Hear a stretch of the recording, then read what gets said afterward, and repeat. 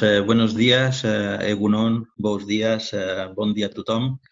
Ah, la verdad es que este formato de webinar desde casa en estos días pues es un poco extraño. Espero que no haya demasiadas interrupciones, que no empiece a saltar por aquí el perro, que no se active la rumba ni nada de eso. Así que bienvenidos y bienvenidas a todos y a todas. Y vamos a intentar dar unas pinceladas y compartir un poco experiencia sobre el tema del autoconsumo. En principio, para no hacer una sesión agotadora, pues hemos enmarcado el tema, como habíais visto en los que os habéis inscrito, lógicamente, en el contenido que habíamos planteado, va un poco en torno a estos puntos que podéis ver en pantalla. Un poco cuál es la situación actual en cuanto al mercado de la energía solar, muy brevemente, y luego cómo está impulsando el autoconsumo, pues el nuevo marco legislativo, que no está completado, sino que esperamos que a lo largo de lo que queda de año se vayan aprobando diferentes reglamentos, diferentes normas, nuevos decretos que puedan ir completando este marco legislativo y mejorándolo. Lo cierto es que nosotros, en el sector de la energía solar, por ejemplo, pues yo que llevo ya desde el año 93, pues siempre decimos que cada vez estamos en la mejor situación posible en la cual se ha encontrado nuestro sector y con la expectativa de que todo vaya mejor, a diferencia de cómo ha ido hasta ahora, con altibajos en cuanto al apoyo de las instituciones y en cuanto al reconocimiento incluso que tenía la sociedad de las aplicaciones de las energías renovables. Y cómo no, acabaremos vinculando de nuevo el autoconsumo con esa tecnología disruptiva que ha llegado para quedarse y para incrementar la demanda de la energía eléctrica de una manera que prácticamente ninguno de nosotros puede imaginarse cuál va a ser la demanda de electricidad en los próximos años con la irrupción del vehículo eléctrico a todos los niveles, no solamente a nivel de utilitarios o turismos, que es lo que ahora pues todo el mundo tiene en mente, sino toda la movilidad eléctrica. Lógicamente no podemos olvidarnos de por qué estamos aquí, por qué estamos en estos momentos en la situación de este cambio de era en el aprovisionamiento de energía a nivel planetario. Y es el cambio climático, no es el agotamiento de los recursos fósiles, no es un capricho institucional, es un reto magnífico. Es cierto que no es el único reto que tenemos como sociedad y estos días con el confinamiento pues estamos viviendo que la globalización nos ha aportado también, además de su cara positiva, pues algún aspecto negativo como esta diseminación récord de una enfermedad, pero que al mismo tiempo también supone la posibilidad de que una alianza planetaria para luchar contra una misma causa. Es decir, que todo tiene yin y yang en la vida. Como veis, el año 2019 ha sido el segundo año más caluroso en cuanto a temperaturas promedio del planeta. Recordad que no tiene nada que ver qué meteorología hizo en un determinado día del año o en un determinado lugar del planeta, eso lo dejamos para los demagogos. Lo cierto, la ciencia y la estadística lo que nos indica es que el planeta se está calentando, que además los ritmos de calentamiento están siendo superiores a los previstos en los análisis computacionales que se habían hecho en los últimos años y, por lo tanto, que este es el gran reto que tiene la humanidad. Y por eso creemos, de hecho no es que lo creamos unos pocos, sino que ya lo cree gran parte de la humanidad, el tiempo de la solución ha llegado. Es decir, ya no hay más margen de maniobra, ya no podemos marear más la perdiz, sino que tenemos que afrontarlo de lleno. Y la parte positiva, a pesar de que siempre los que hemos militado en el mundo ecologista querríamos más, pero lo cierto es que están llegando muchas herramientas para que gobiernos a nivel de Estado, gobiernos a nivel de regiones, gobiernos a nivel de municipios,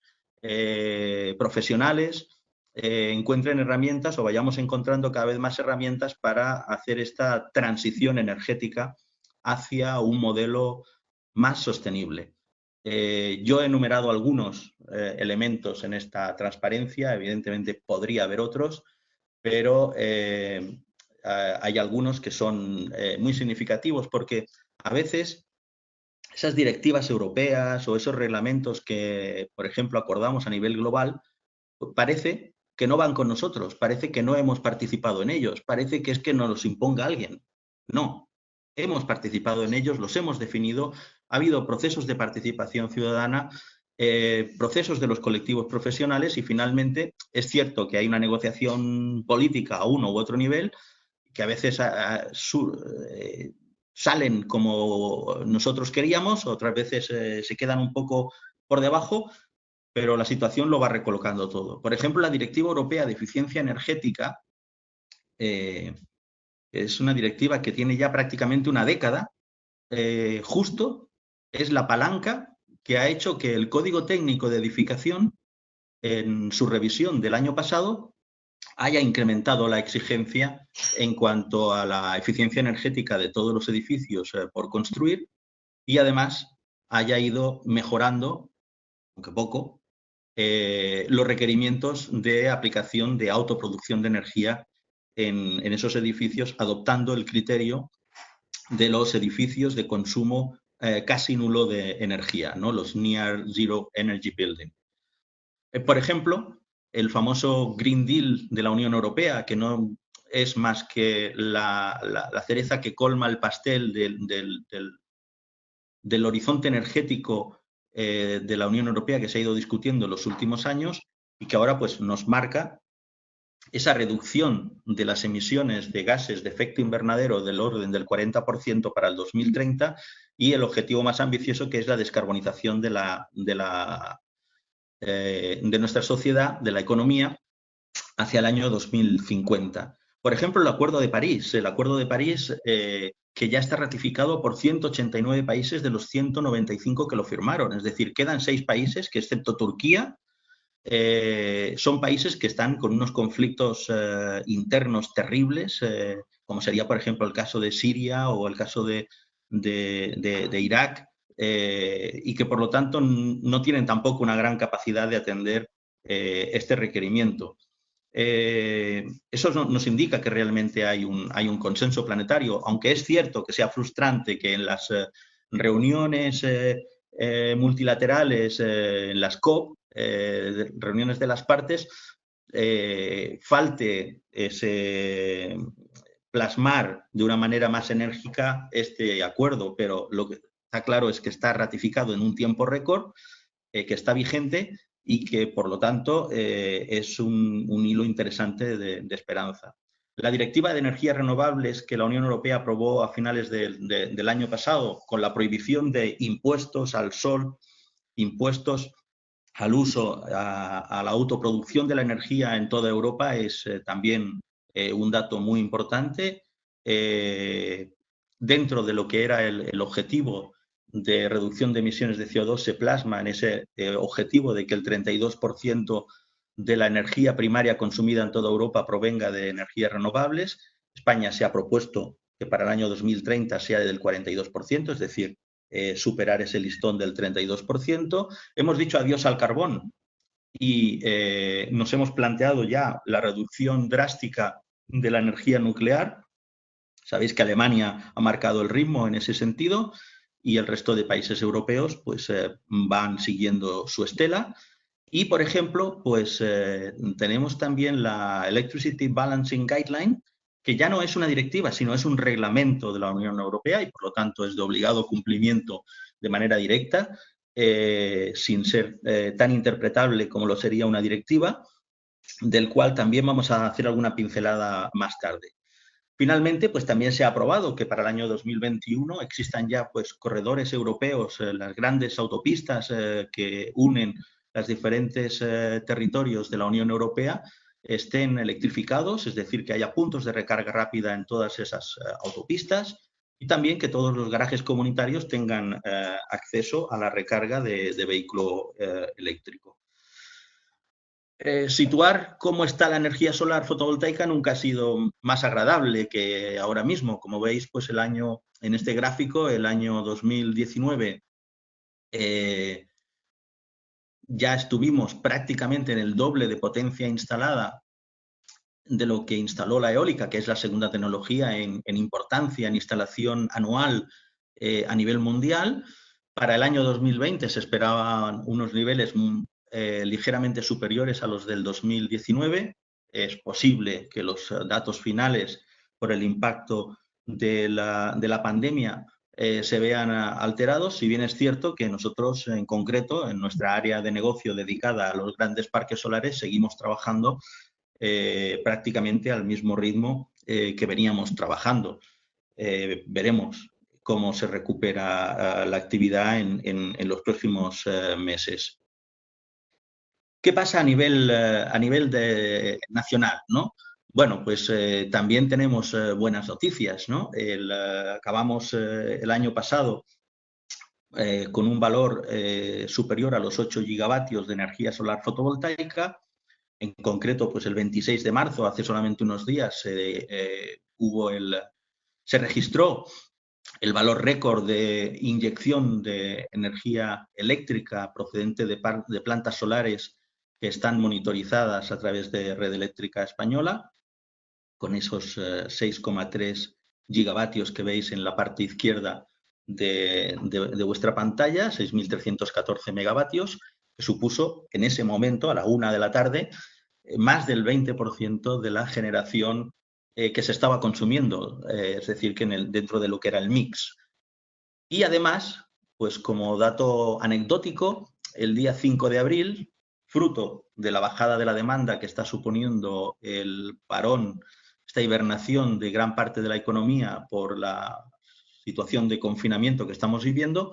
y de esa buena generación solar que estamos teniendo, pues aprovechando la parada de uno de los reactores nucleares para las labores de recarga,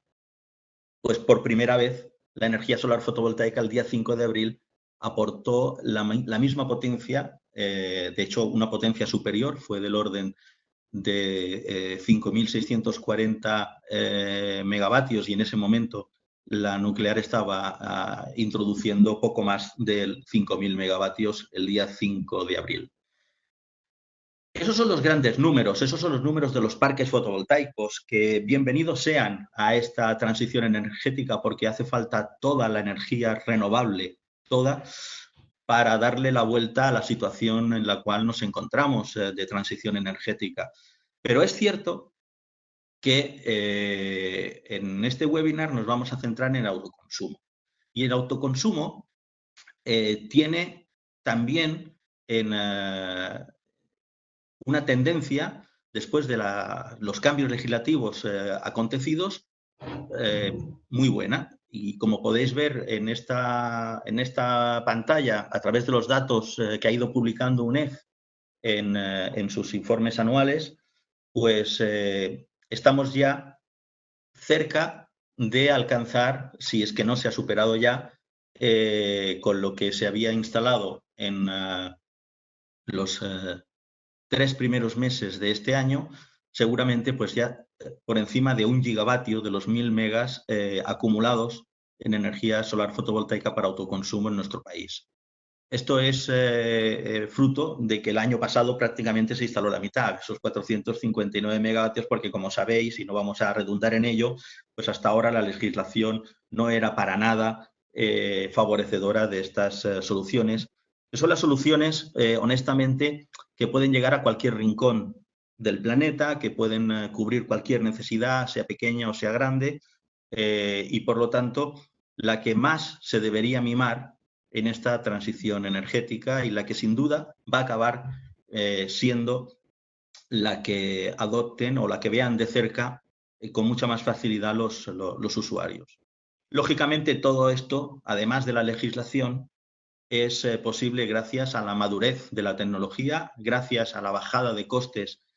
tan tremendos que ha tenido la tecnología. Aquí tenéis uno de los gráficos,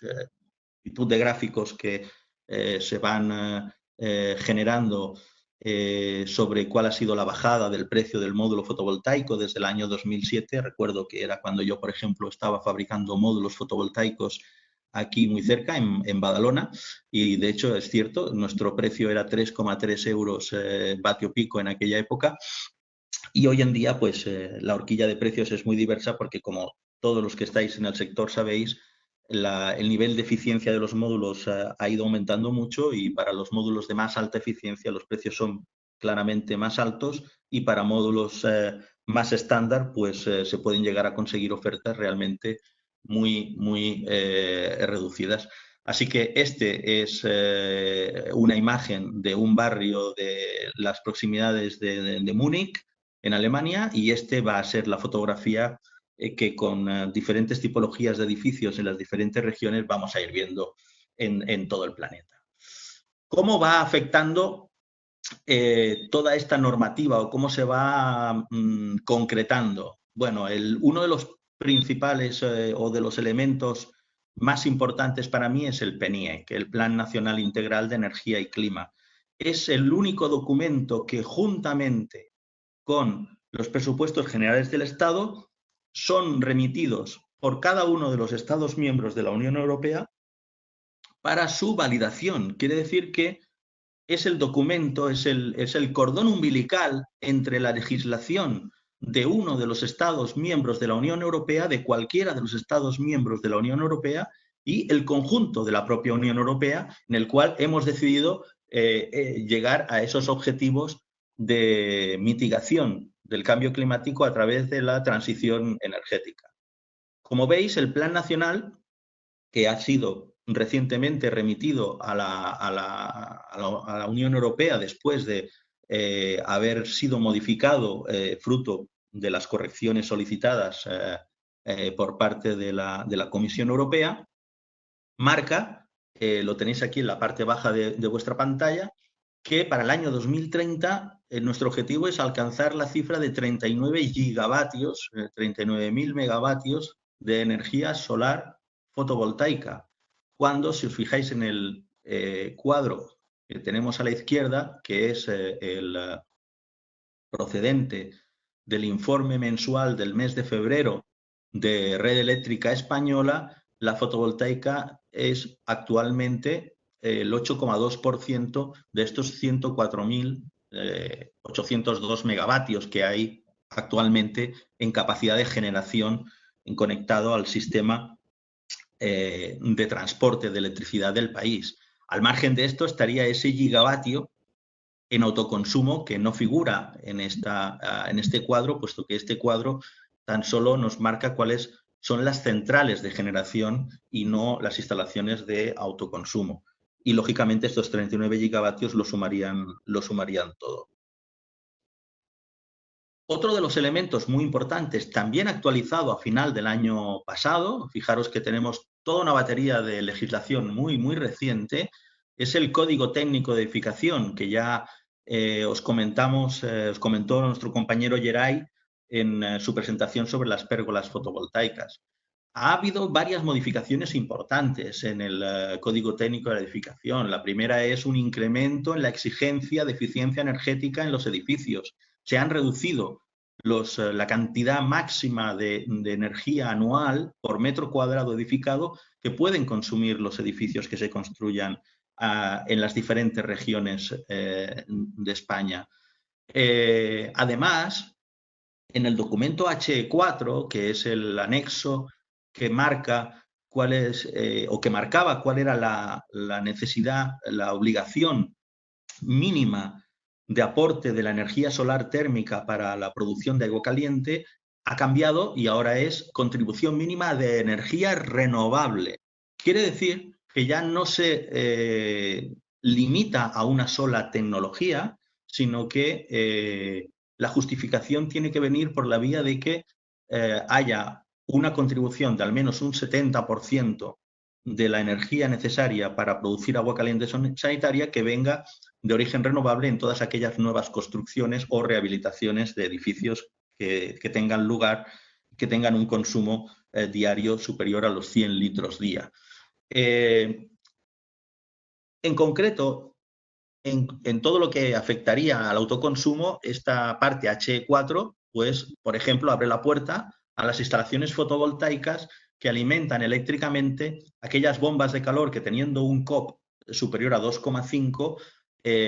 ya estarían reconocidas como energía renovable por el HE4, tanto aerotermias como geotermia.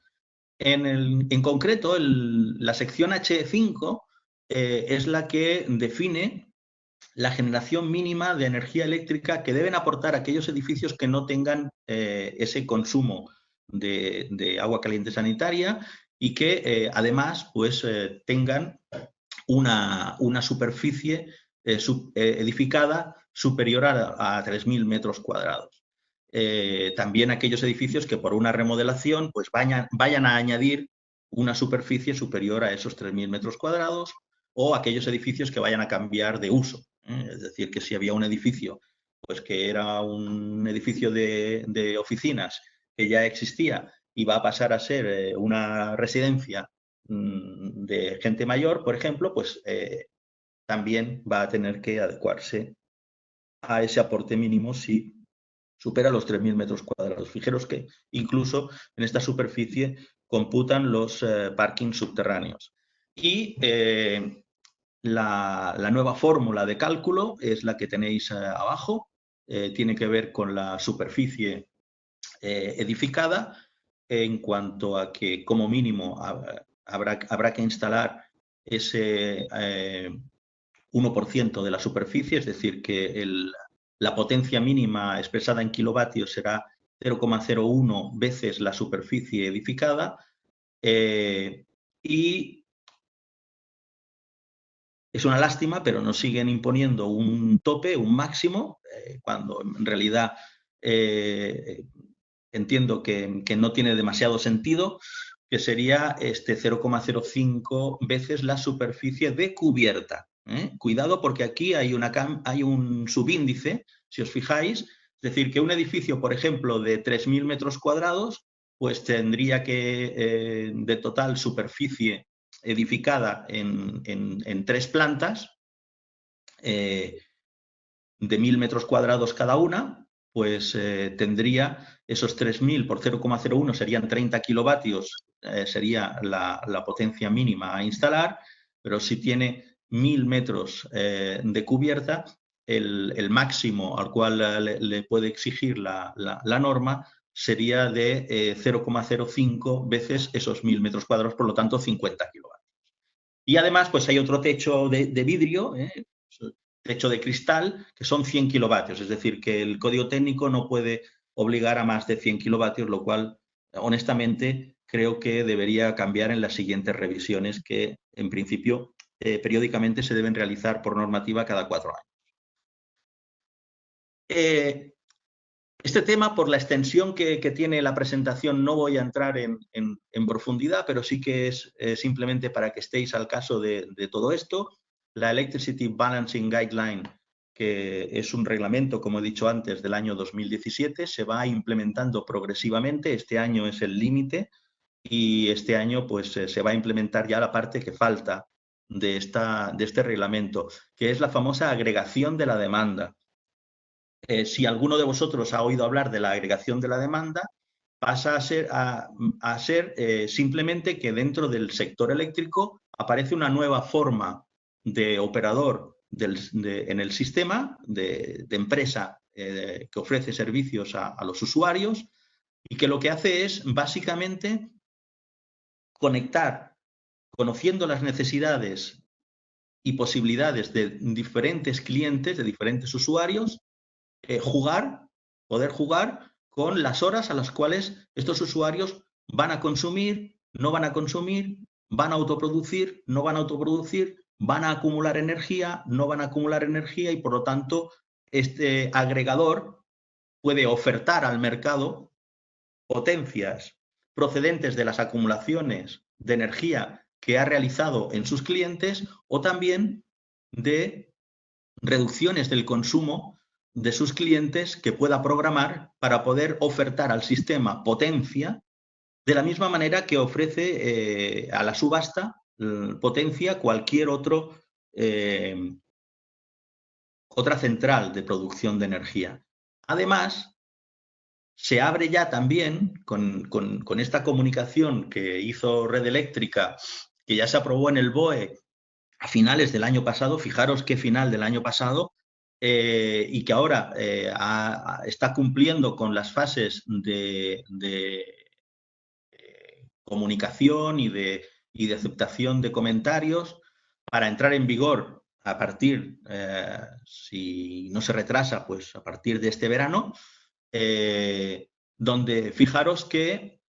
en la parte de abajo en el gráfico tenemos que va a haber unidades de programación de demanda y unidades de programación de almacenamiento, también unidades de programación de generación,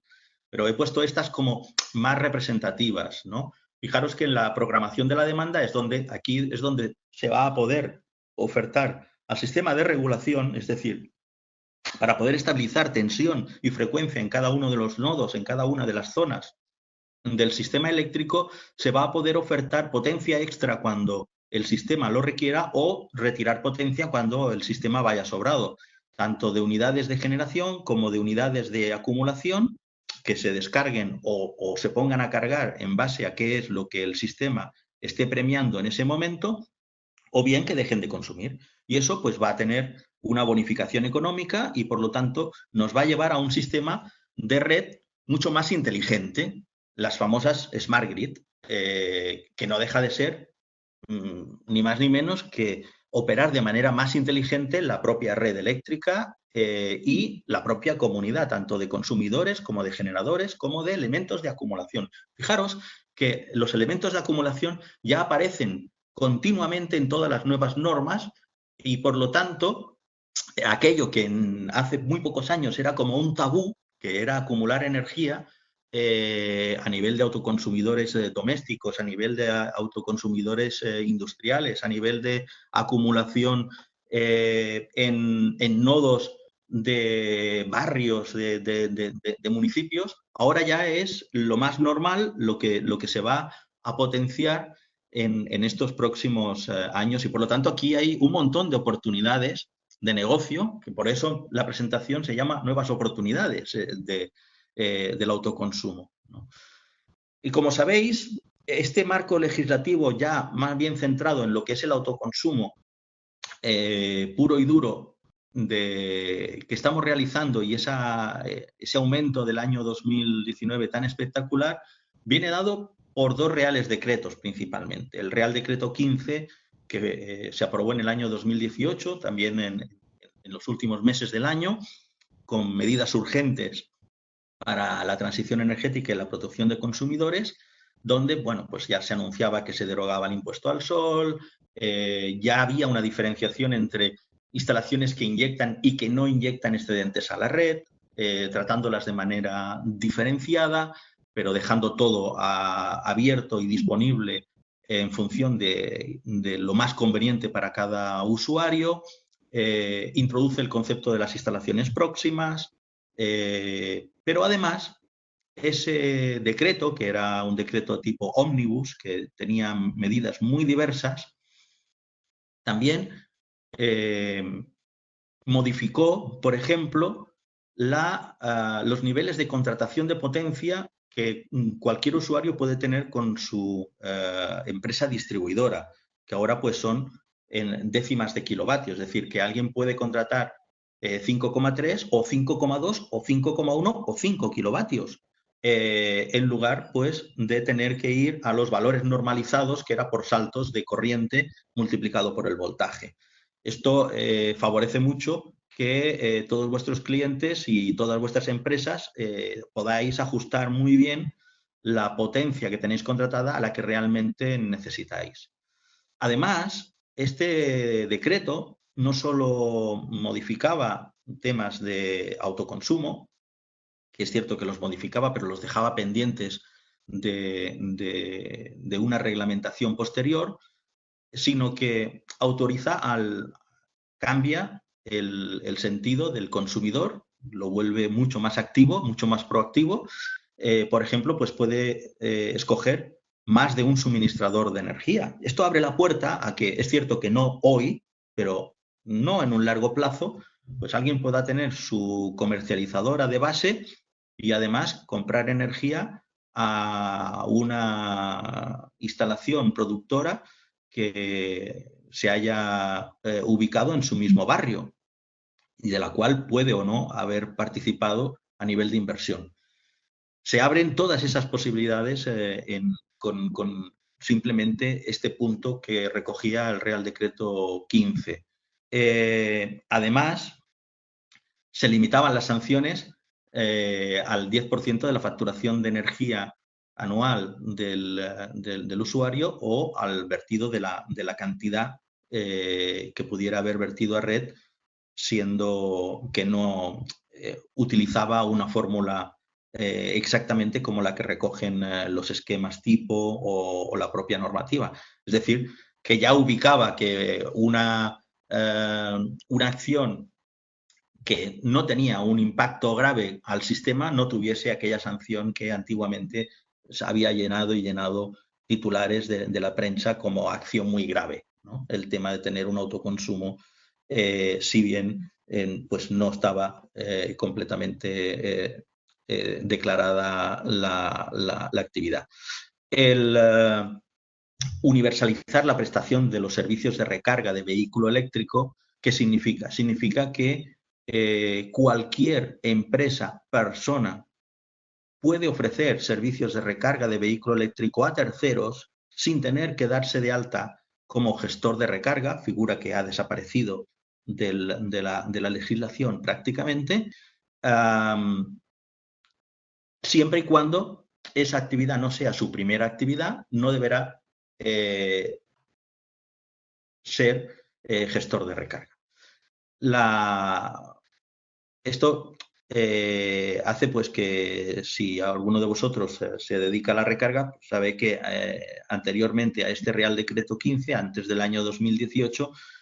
pues había que realizar una acometida única para los puntos de recarga, que debía tener pues su propio contaje de energía y su propio contrato de suministro, y eso pues limitaba mucho que las empresas, por ejemplo, adoptaran sistemas de recarga para ofrecer esa recarga a sus trabajadores. Hoy en día, pues cualquier empresa puede instalar puntos de recarga en sus instalaciones y ofrecer ese servicio de recarga a sus trabajadores con los acuerdos más convenientes que pacten trabajadores y empresa. Incluso la empresa pues, puede ofrecer servicios de recarga a los vehículos de transporte de mercancías que vengan a operar en sus instalaciones, en el tiempo en que cargan, descargan o hacen su parada de descanso los conductores, pues se le puede ofrecer servicios de recarga desde cualquier. Esta regulación reglamentaria que quedaba pendiente del Real Decreto 15 se completó en la primavera del año pasado, en 2019, con el Real Decreto 244, que es sin duda pues ya el Real Decreto que supone poner claros la información de cómo realizar las instalaciones y de cómo se iban concretando los puntos que anteriormente se iban dejando abiertos. Por ejemplo, pues ya el 244 da las pautas y las definiciones de cómo se deben hacer instalaciones de autoconsumo colectivo, es decir, que participa más de un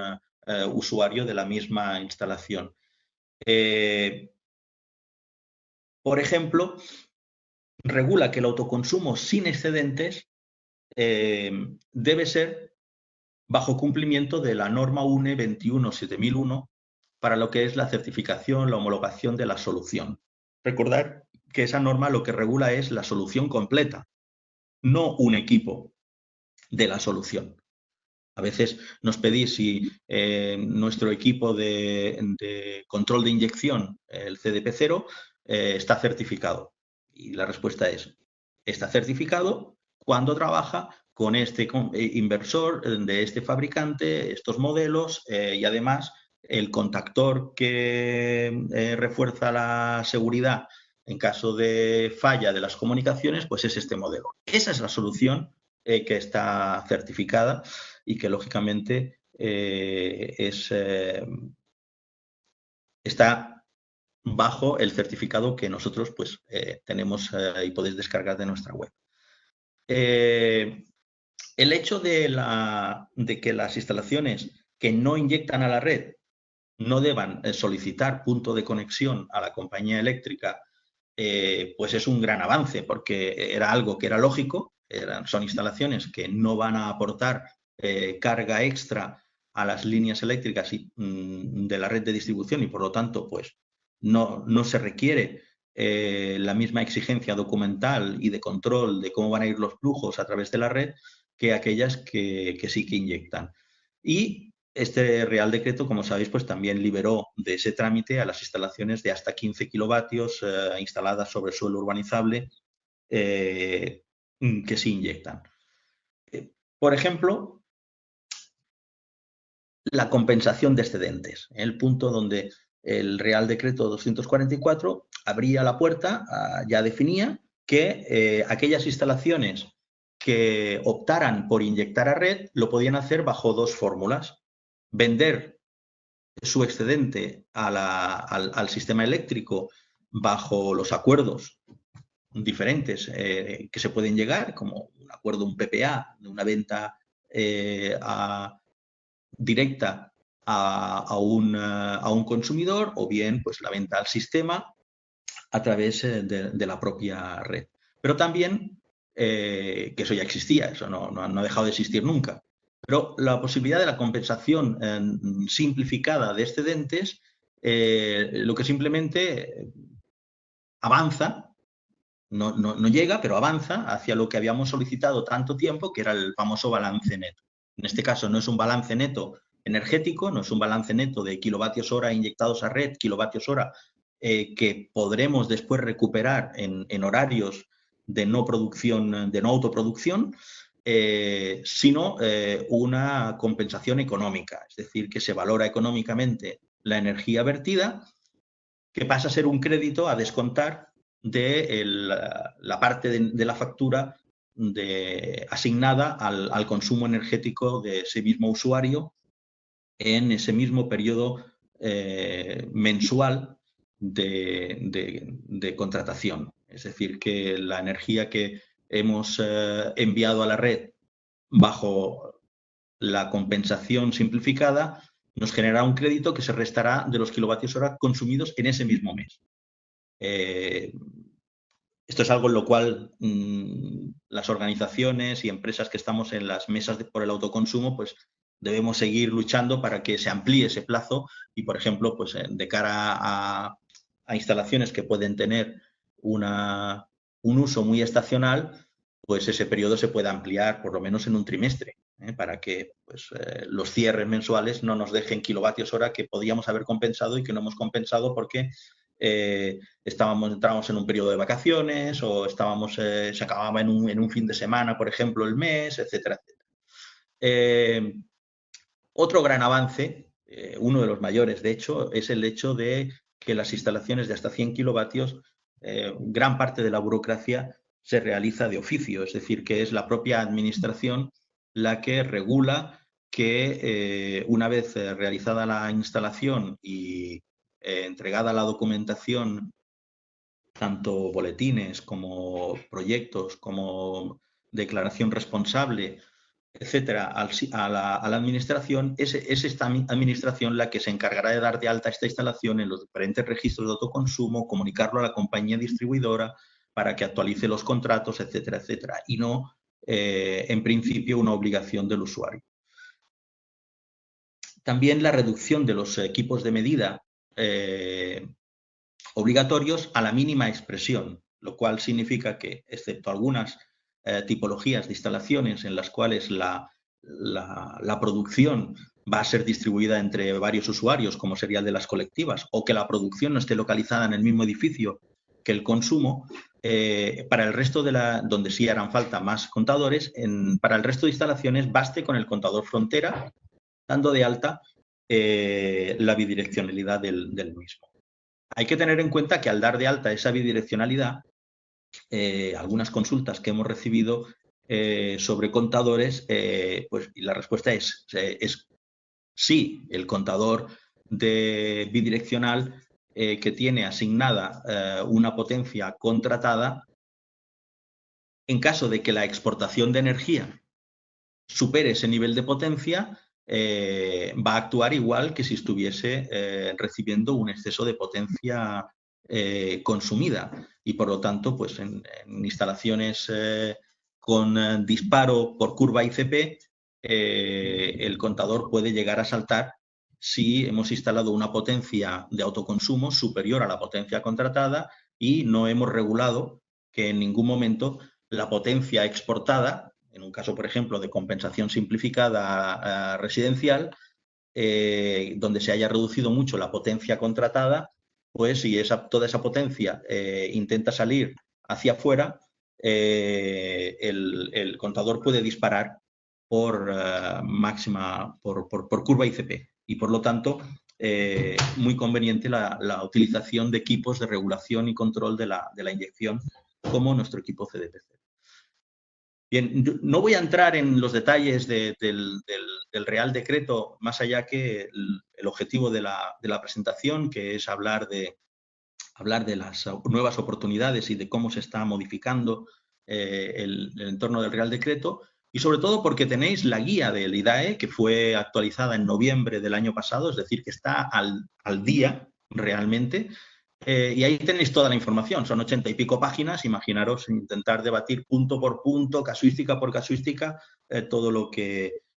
allá comporta. Así que os recomiendo que os descarguéis la guía, está perfecta, está muy bien, muy clara, y por lo tanto, emplazaros que si tenéis alguna duda o algún caso a comentar, pues en esta tertulia que ha comentado Vicente que tendremos el día 15, pues que os apuntéis y allá podamos debatirlas conjuntamente.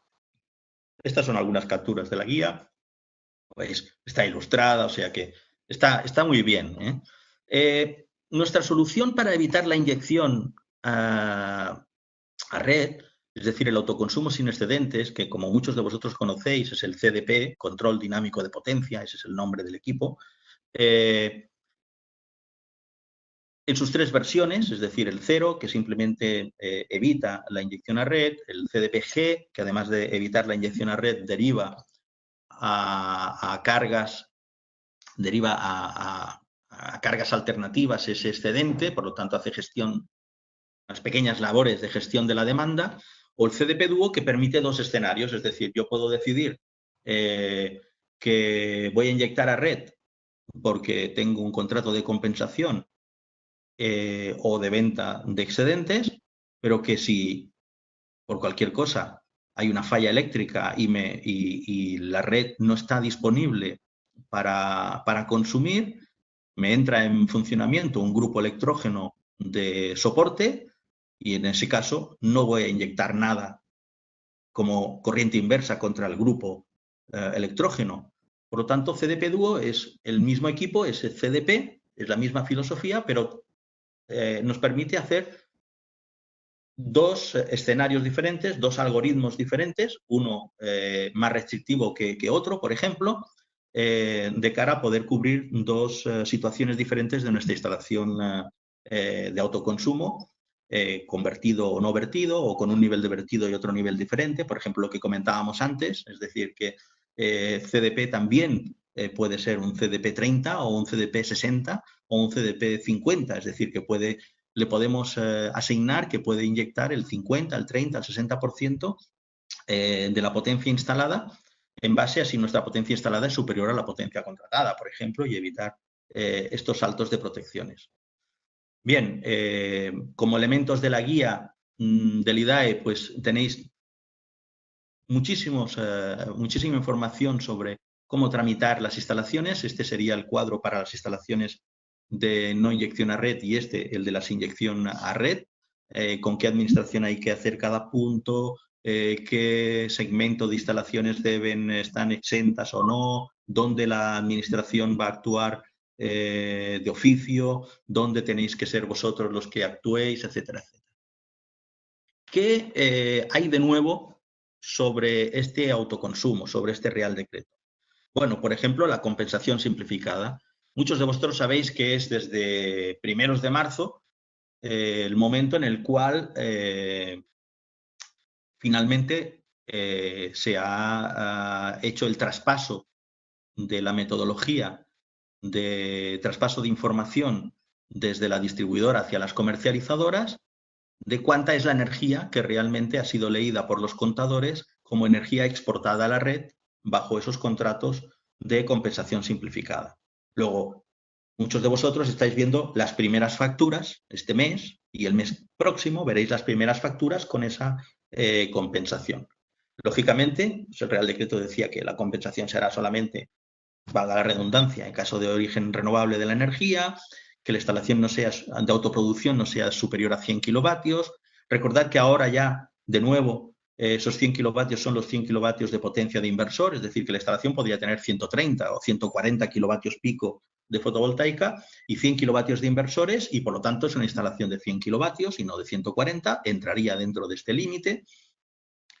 Que además sea un autoconsumo donde el titular sea el mismo que el titular del consumo, del contrato de consumo, y que haya suscrito el contrato de excedentes. Yo he puesto aquí un ejemplo, en este caso es de Factor Energía, que pues muy gentilmente nos ha dejado la documentación que está utilizando para el cuestionario para sus clientes, donde, como veis, hay una fórmula donde ya indica que el precio de la energía de la hora excedentaria se va a evaluar en base a esta fórmula, al precio medio diario publicado por OMIE, menos una pequeña comisión, un pequeño gasto de gestión que va a aplicar la comercializadora, igual que pasa con los que somos productores de energía desde el año 2007-2008, que de toda la energía que estamos vendiendo al sistema bajo el sistema de primas, pues nuestro agente al mercado cobra una pequeña comisión por cada kilovatio hora gestionado. Este sería, por ejemplo, con información actual, pues como veis, para el día 7 de abril de este año, que es hoy, pues este sería el precio medio diario publicado por OMIE. Como veis, es muy bajo. Estamos en los 2,24-25 céntimos de euro el kilovatio hora, porque, como sabéis, pues estamos en una reducción de consumos importantes del orden del 9-10%,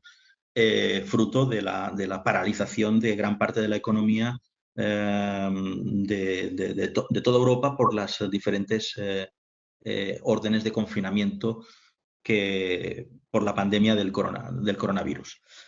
Bien, ¿qué pasa con esta compensación? Recordar que es una compensación en precio, es decir, la energía que vertemos a la red se evalúa, se le da valor en base a cuál es ese precio medio diario de la energía, ese precio horario de la energía, el mercado spot, y no es un precio fijo, por lo cual fijaros que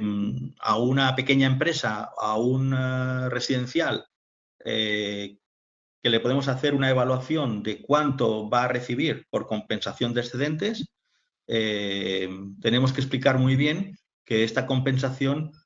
no va a ser fija, sino que va a depender de la oferta y la demanda, de si entran centrales más caras o entran instalaciones renovables más baratas en el sistema. Y por lo tanto, que no puede basarse su decisión en que por esa compensación simplificada va a tener unos ingresos importantes. Porque, ¿qué está pasando? Pues está pasando que, fijaros que os voy a poner unas pantallas muy rápidamente para que veáis qué puede pasar. Este sería un día, el día 12 de mayo del año 2019, del año pasado. Como veis, la curva verde, más bajita de todas, es la que está marcando el precio horario a la compensación para los contratos de las comercializadoras por defecto, ¿no? Fijaros que, bueno, pues no está mal. A final del día, pues a las 11 de la noche estaba sobre 49 euros el megavatio hora, pero pues a las 4 de la tarde, que es cuando a mí me puede sobrar energía solar, pues veis que ya estaba en un nivel bastante más bajo, sobre los 30. Pero fijaros que si cogemos ese día y el día anterior, ese día era un lunes y el día anterior era un domingo, el domingo, lógicamente, hay menor demanda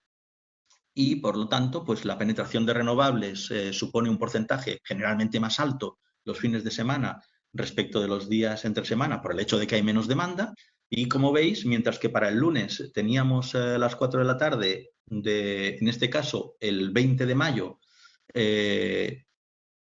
y el 19, el 20 de mayo lunes de nuevo, y el 19 domingo, pues teníamos que para la misma hora, que es donde está puesto el cursor a las 4 de la tarde, el valor de kilovatio hora o de megavatio hora, en este caso, era de 53, es decir, 5 céntimos, 5,3 céntimos por kilovatio hora, mientras que el día anterior, que era el domingo a la misma hora, tan solo de 3,6 céntimos. Esto es porque, lógicamente, ese día pues había una gran penetración de renovables. Pero fijaros que pueden pasar otras cosas. Y estamos ahora pues, en el 6 de abril, es decir, el día de ayer, que era lunes, y donde teníamos el precio mucho más bajo, es decir, a 26,94 a las 4 de la tarde también. Estamos hablando de un año para otro. En esta situación, una situación un poco extraña por el hecho de la pandemia, de una baja demanda, un bajo consumo. Pero si nos fijamos, por ejemplo, en el día domingo, el día 5 de abril, que es la línea roja, el día 6 de abril es la línea azul, que es la que estábamos viendo antes, fijaros que a las 4 de la tarde la energía no valía nada. 1,67 euros el megavatio hora. Claro, esto quiero que lo recapacitéis, que lo conectéis con el hecho de que ahora tenemos algo menos de 9 gigavatios de energía solar fotovoltaica en el sistema y que en 10 años vamos a tener 39 gigavatios en el sistema. Esto quiere decir que, si bien ahora estamos viendo el futuro de lo que puede pasar por el hecho de que hay baja demanda, la incorporación de parques solares nos va a llevar a estos cambios. Fijaros que esto es lo que estaba pasando el día 5, el domingo, que teníamos una penetración del 20,28% de la energía solar fotovoltaica en el sistema, que es lo que os he comentado antes, de que habíamos alcanzado la paridad con la nuclear. Bien, el siguiente tema interesante y que se va a ir mejorando es el tema del autoconsumo colectivo. Quiere decir que podemos compartir la energía de una misma instalación fotovoltaica o de diversas instalaciones fotovoltaicas en una misma zona, en un mismo vecindario, si cumplimos las condiciones de instalación próxima que comentábamos, es decir, pues que los contadores de la instalación de venta de energía y los de compra de energía de los usuarios no estén a una distancia mayor a 500 metros, que haya entre ambas parcelas los 14 primeros dígitos del registro de la propiedad sean los mismos, etcétera. Lo que dice el Real Decreto es que habrá una fórmula de reparto de la energía entre los diferentes participantes de una instalación colectiva. Y lo que dice es que esa fórmula será fija. Quiere decir que si yo con mi vecina estoy compartiendo el 50% de una instalación que tenemos en el tejado comunitario, de cada kilovatio hora a cada hora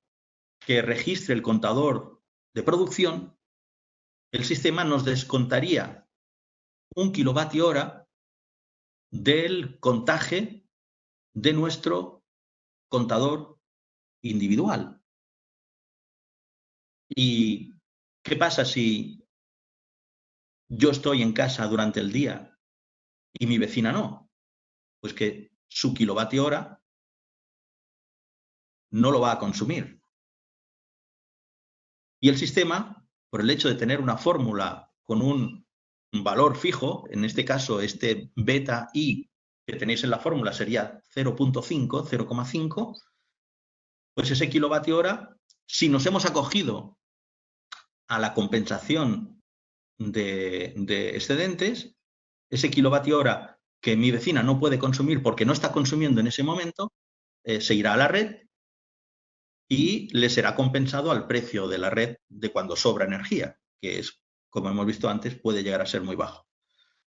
En cambio, si yo estaba consumiendo, tendría mucha más lógica que esta compensación fuese dinámica y que yo pudiese compensar los 2 kilovatios hora y tener mi propio acuerdo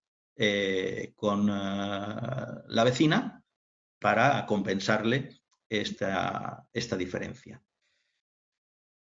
Esta compensación dinámica todavía no está disponible. ¿Y por qué digo todavía? Porque se están dando pasos hacia algo que pueda ser más dinámico. Joan Groissart, que es hoy en día el director del IDAE, Instituto para la Diversificación y Ahorro Energético, pues ya comentó en un seminario por internet que se hizo hace muy pocos días que ya tienen bastante a punto una modificación del Real Decreto en el cual se permitirá que esta fórmula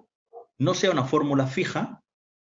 sino que aún no siendo una compensación dinámica, no teniendo en cuenta quién está consumiendo en cada momento y quién no, sí que pueda tener esos coeficientes puedan tener un reparto en el tiempo, un reparto prefijado en el tiempo, que por ejemplo pues permita que los fines de semana la compensación sea de una manera y entre semanas sea de otra, o que los lunes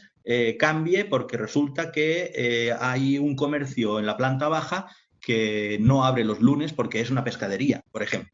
Entonces, todo eso lo vamos a ver a la vuelta de esta situación en la cual estamos. ¿Qué más oportunidades tenemos con la regulación de autoconsumo actual? Pues, precisamente, como evolución de las instalaciones colectivas, las comunidades energéticas. Yo os he puesto este caso, que es el caso de la cooperativa de Crevillent, que es uno de los casos más paradigmáticos hoy en día y que tuve la ocasión de precisamente visitar justo los días antes del confinamiento a la gente de la cooperativa de Crevillent, del COP, un abrazo para ellos. Van a realizar una instalación en una de las pedanías del municipio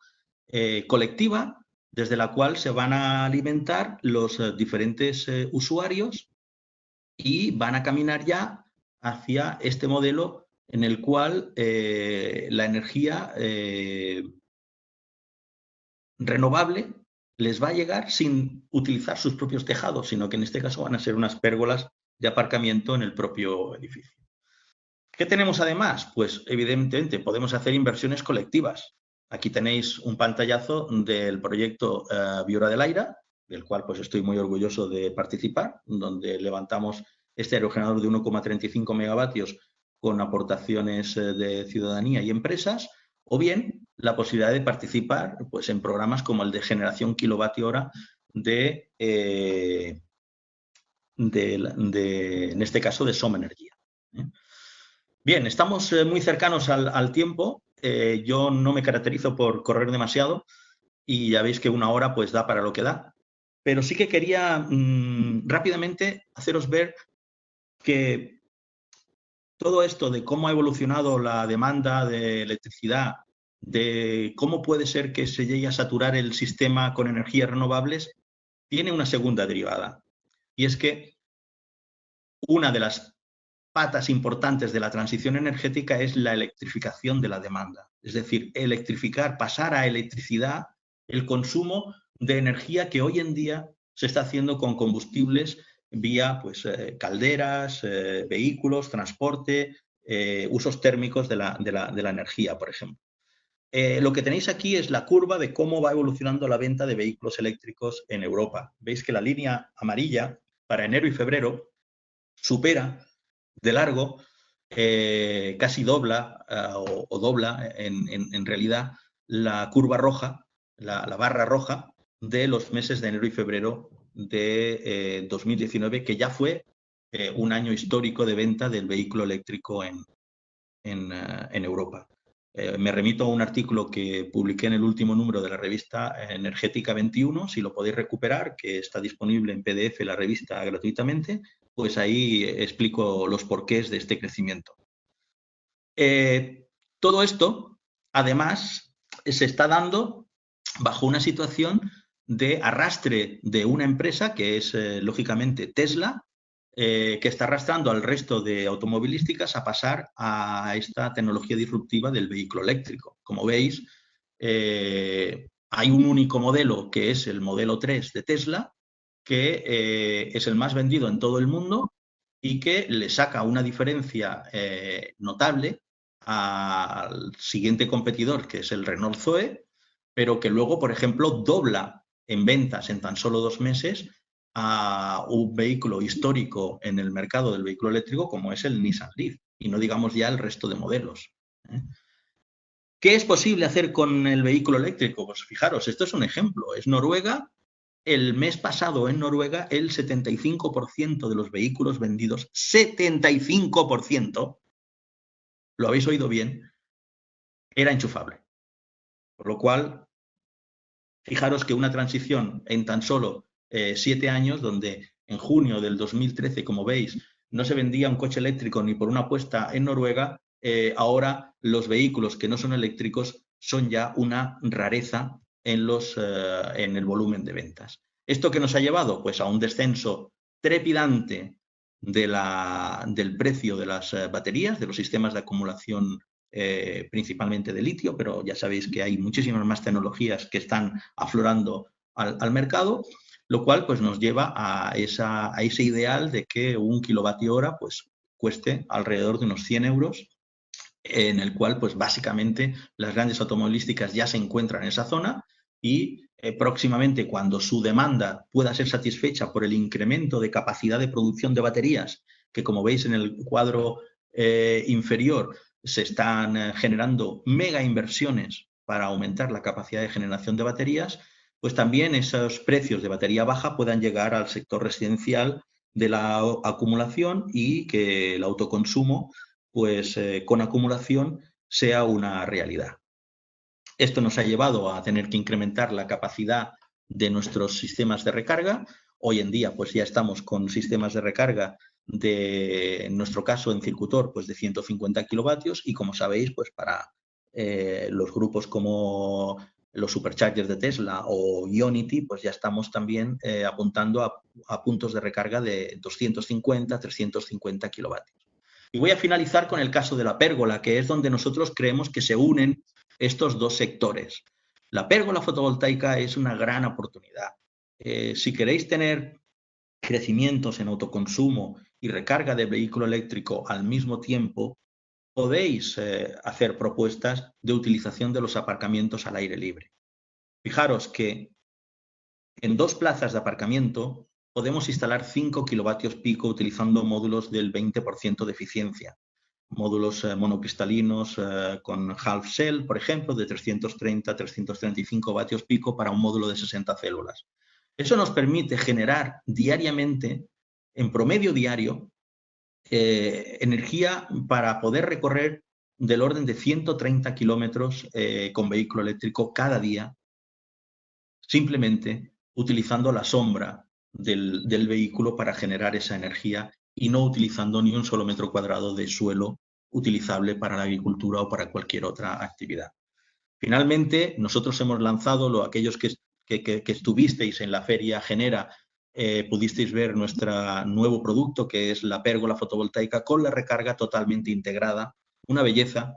una maravilla, que os invito a que conozcáis visitando nuestras instalaciones en Vila de Cavalls, en nuestra sede corporativa, para que podáis entender realmente lo majestuoso que es poder cargar el vehículo eléctrico en una instalación que no tiene interferencia con el tejado, no tiene interferencia con el edificio, simplemente está depositada en el aparcamiento, utiliza la misma infraestructura física, eléctrica,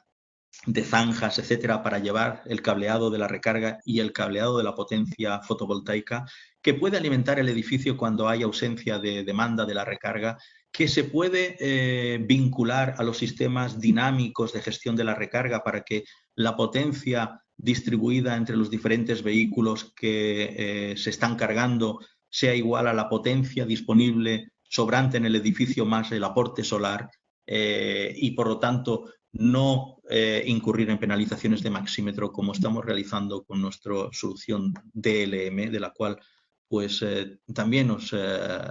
invito a que conozcáis y que os forméis, porque es una maravilla. Y también, pues lógicamente, como en este caso en Sevilla, podemos combinar